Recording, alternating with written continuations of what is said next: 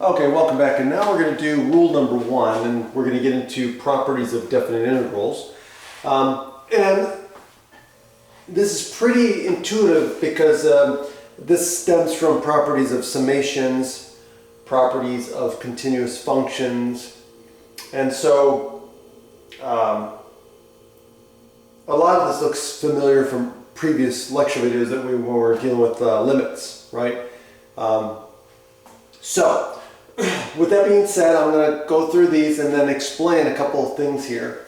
So the first one says that the integral from a to a of the function, the integrand f of x dx is equal to 0.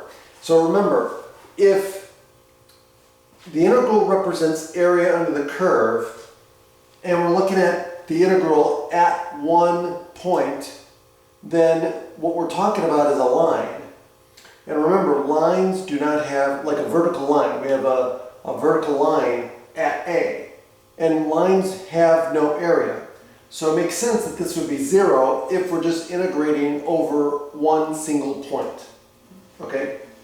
2, this is stating that if I integrate backwards, like from instead of A to B, we go from B to A, that would be equivalent to the negative of A to B. So, or vice versa. If I integrate A to B, that's going to be equal to the negative of the integral from B to A. Okay?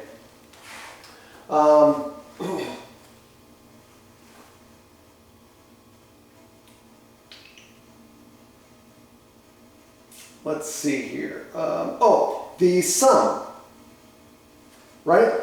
So for the sum and difference, so the integral of the sum, so here's where we get this. So the integral of a sum is equal to the sum of the integrals. The integral of a difference is equal to the difference of the integrals. Okay? So you can distribute the integral across addition and subtraction. And then here, for number 5, if we're multiplying a constant in the integrand by a function, so we are multiplying a function by a constant c, then we can pull that constant out of the integral. Okay, again, same thing that we did with limit laws and with summations.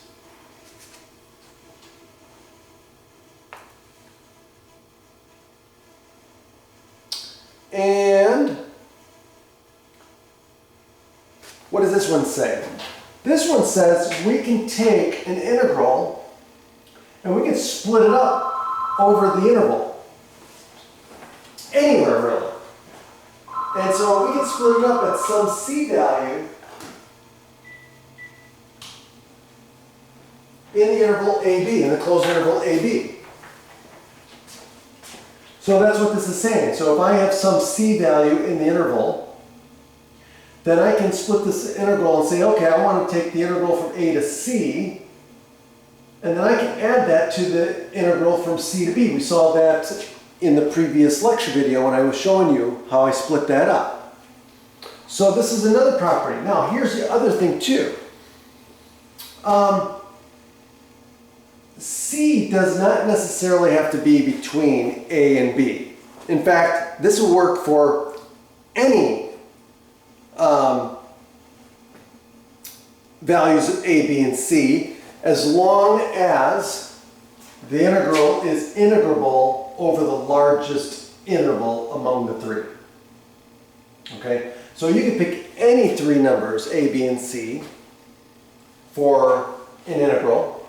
And as long as that function is integrable over the largest interval among the three numbers, then this works. Okay?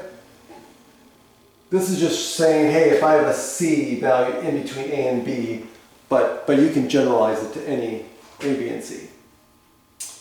Other than that, that's it. So let's do some examples and go move on.